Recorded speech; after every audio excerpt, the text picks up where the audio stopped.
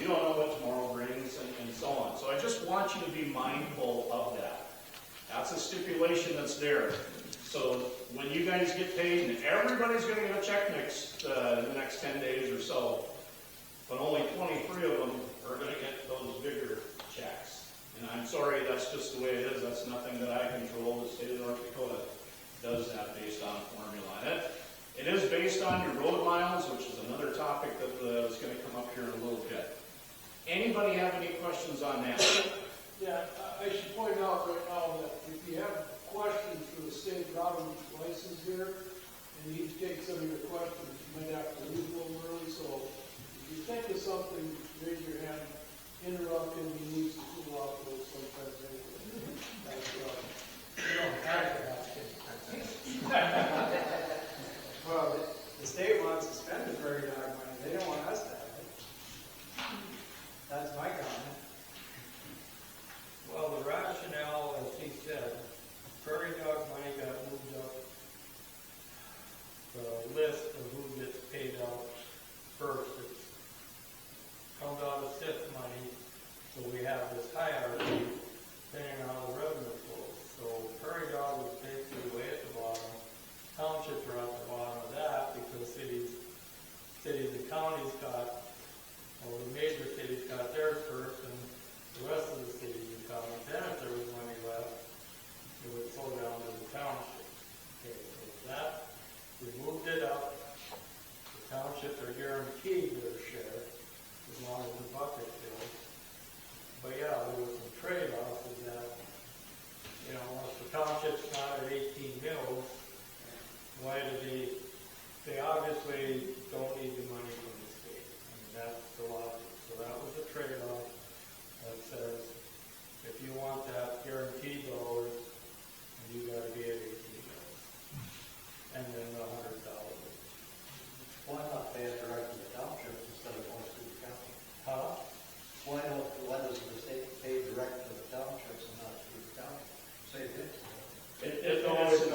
All the money flows through the county, and it's put that way for all political subdivisions. Everything flows through the county. It has ever since I've been. July and December are probably my least favorite months because I got to write all kinds of checks. But yeah, but that's just the way it is. Couple other things that I want to mention here, and then we'll get to conversation about road department and so on. First things first, we did put it on the ballot. When I came and spoke to this group as well as townships all across the county a couple of years ago, our road department deficit was nearly $1 million. Started with a 9.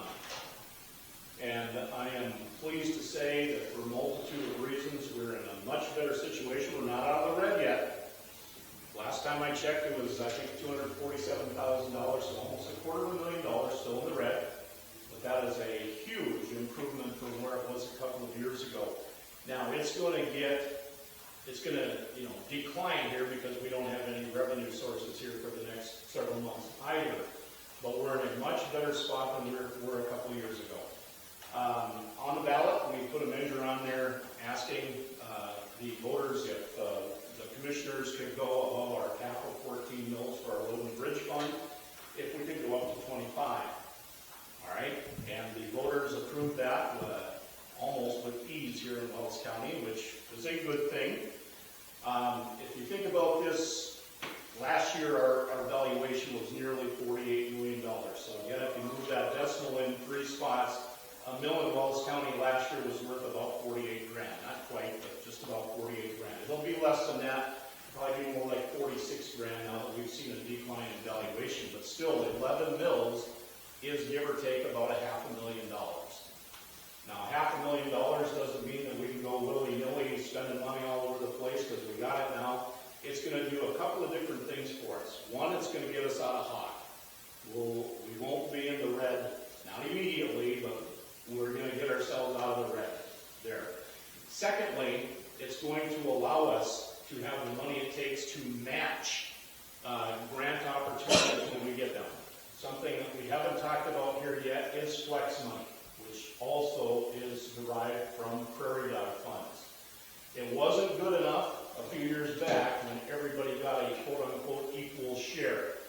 We had to take part of it and turn it into a competitive grant process. I'm sure that thrills the people in Bismarck and Williston and Minot and Grand Forks and Fargo and so on.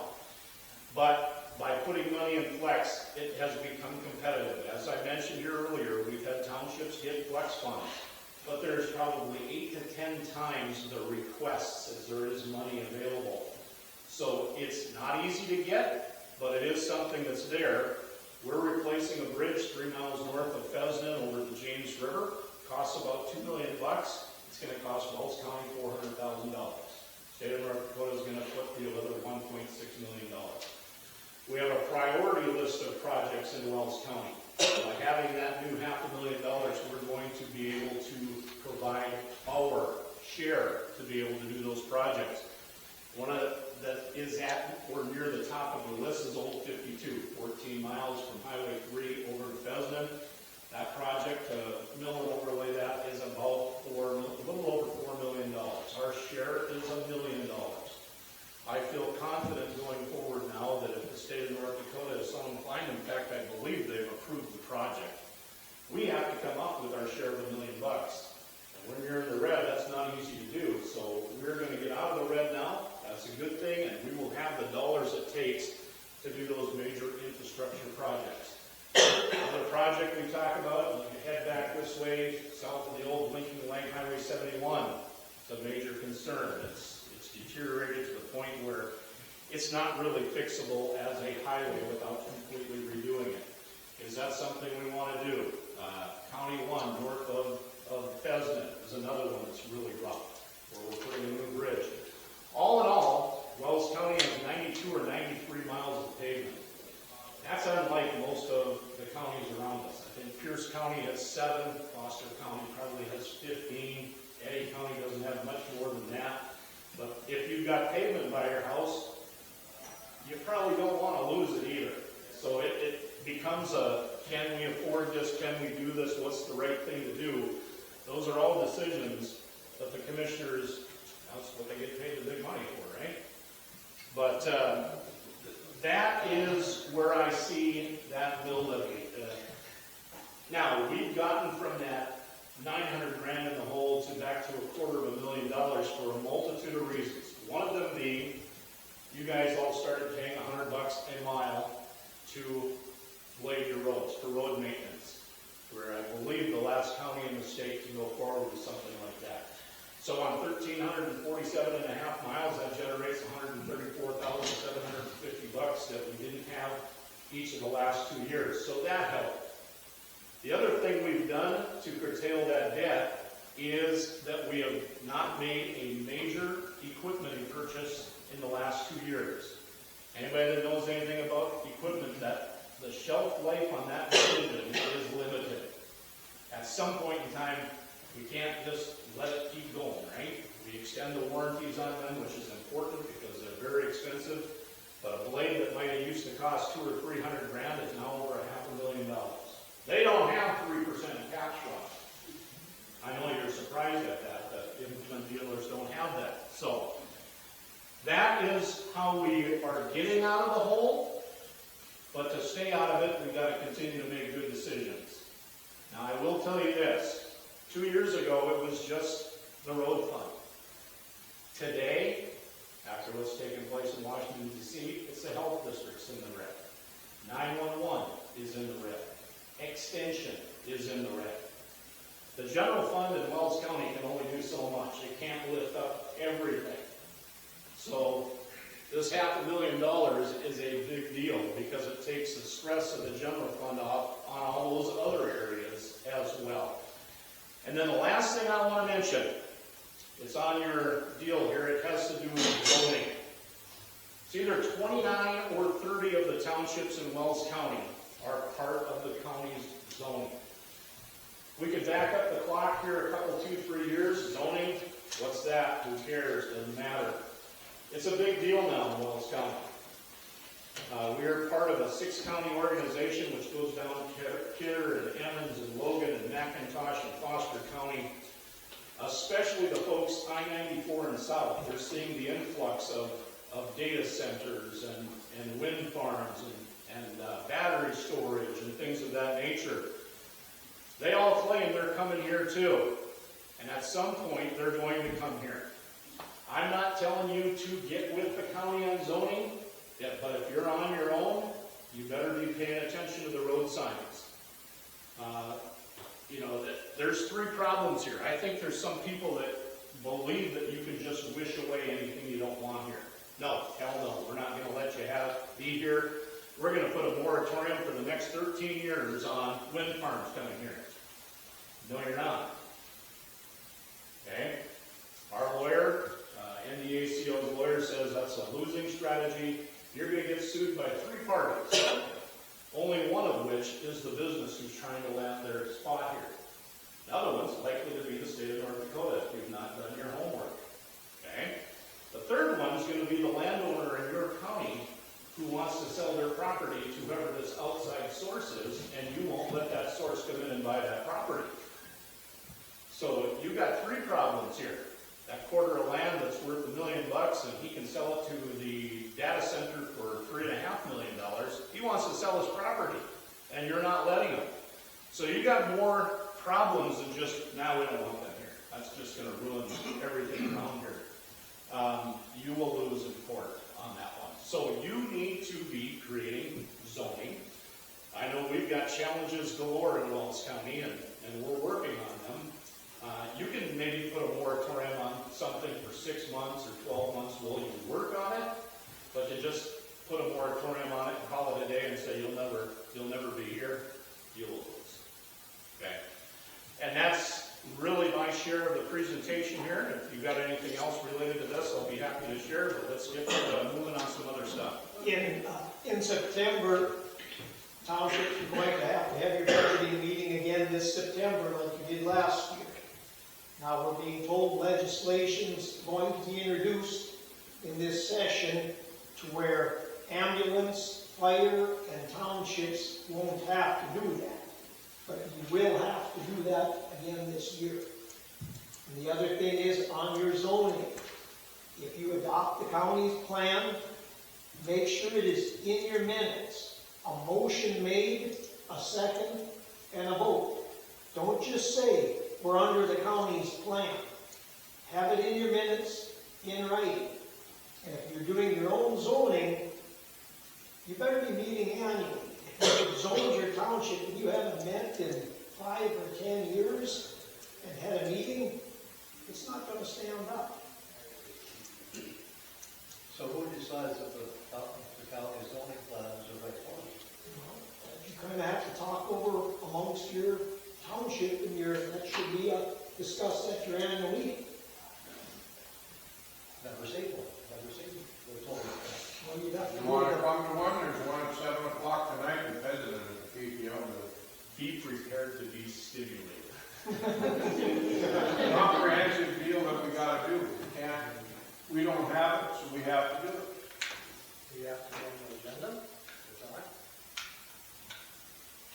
What he means when he says the word comprehensive, what it boils down to is if you say, no, we're not having nothing, you have to, according to the Century Code of the state of North Dakota, you have to have a comprehensive plan, meaning you have a reason that you can't come to our county.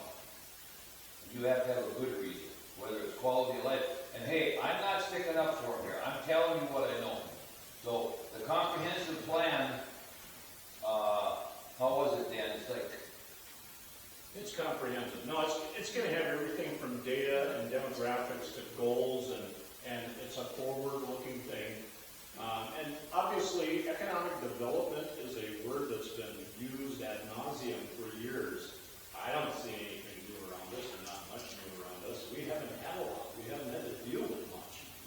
But I think when in this era where we're talking about valuations and tax dollars, and it costs this and it costs that, we better be mindful of what might be out there, something that could be a positive thing for us. Do I want a feedlot right down the road from me? I don't have to worry about that living in town. But at the same time, these are all things that have to be taken into consideration. We're very ag-oriented, so that might not offend anybody, but solar farm might, or a data center might, you know, we're hearing horror stories about this, right? We gotta get our zoning right. We gotta make sure that if they do come, that it's something that makes sense and we can live with. We're gonna have Corey a question. Does the buck stop with the county then, if everybody signs up for it? Well, that doesn't take you off the hook. I mean, you still gotta be part of the process, but you have to think, do you want your own? I don't know who has it. You know, 29 or 30 townships are part of the county zoning. All has their own. They have their own, and of course, they're actually the township that is finding out some things about this, because they want to put 6 wind towers in that township and so on.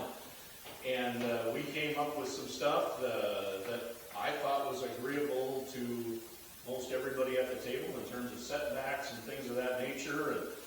But you have to be prepared for that. And so if somebody comes to you and says, I want to park a data center in your township, you can't just say no.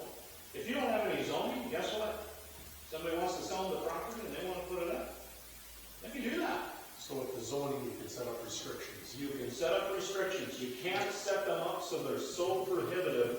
You know, you can't have a 20-mile setback because you don't have 20 miles of property. But you see where I'm going here? It's got to be reasonable. And if you would let one thing in with a certain restriction, you got to let another thing in with similar, I would call them, restrictions. But So at one time there was a zoning plan in North Dakota, or in Wells County. What becomes of that? I'm going to guess anything that was some time ago isn't prepared for it. We've Well, had zoning ordinances for years, decades, but we didn't know anything about wind towers and solar farms and things like that. And all of this is what's coming at you now. I agree. Till the last couple of years, the zoning commission has hardly ever met.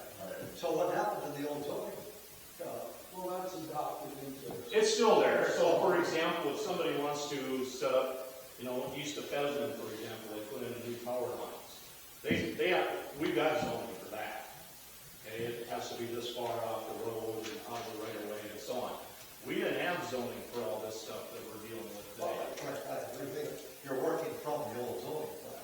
Yeah, the old stuff is still there. It's the new stuff that's getting added. So some of the old zoning, I believe, if somebody wanted to build a shop or something, had to approval of our township. This would be a good point where you would, Yeah, and that's a good point you brought up, because this is another thing that's being really stressed, is that if you build anything now, you should get a permit for it. And whether it's in the county zoning, you get the permit from the county, you got your own township.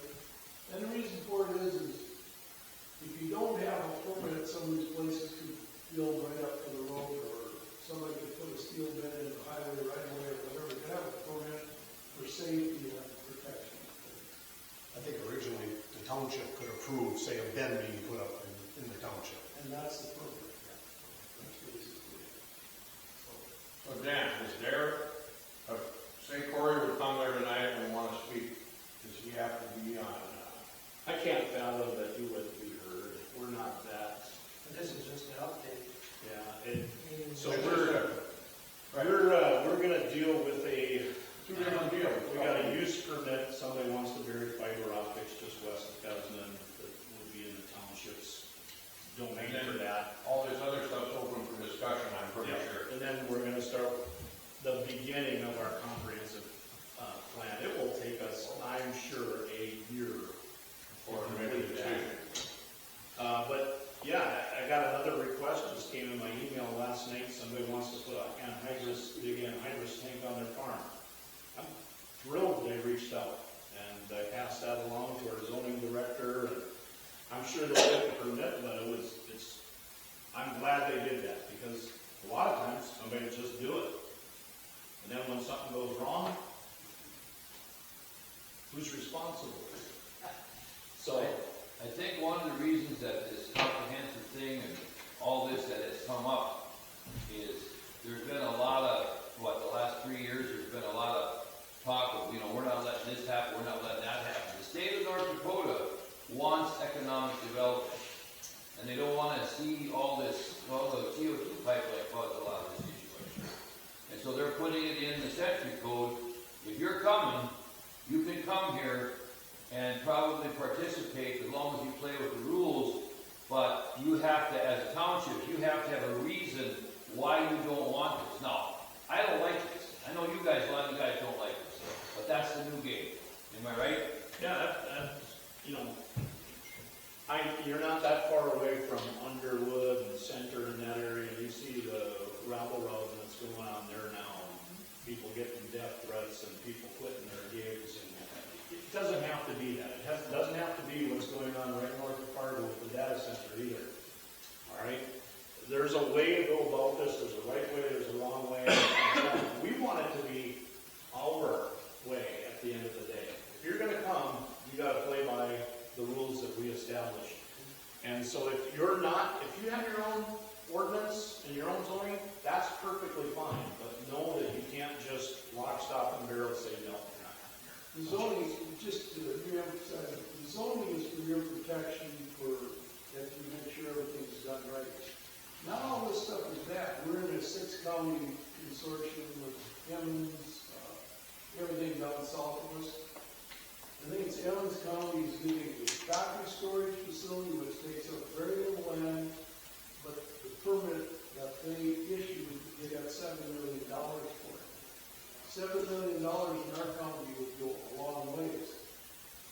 So not all that stuff is bad. That's good economic development. But you gotta make sure it's zoned correctly and you're protected.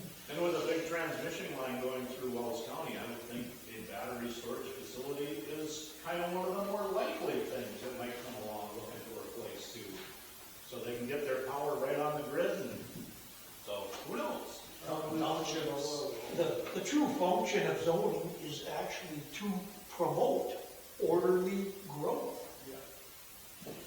Townships join up to this, how will the representation be from the townships if they belong to the county zoning? Well, the zoning board, and I'm on it, I represent the south side of Harvey. I was on it before I was the auditor, I don't know. There's a rule that if you want to get off, you gotta find your own replacement. Nobody wants to do this stuff, right? But there's a handful of, the entire county is represented in this, but that doesn't mean the entire board has a monopoly on ideas for the county. So if something's happening or whatever, we hey, the 7 or whatever there are of us, I don't want that all on me. So it's like any other board, you know, your input may be indirect, but your input is valuable. But again, it's just not an option to just say, hell no, we're not doing that. So. Okay, before we open up for questions, I just want to reemphasize our discussion as a commissioners. We want to thank you for the help you did with help pay for the blade. The $100 a mile, it's our discussion. We're going to leave it that way. What happens in the future is a good question.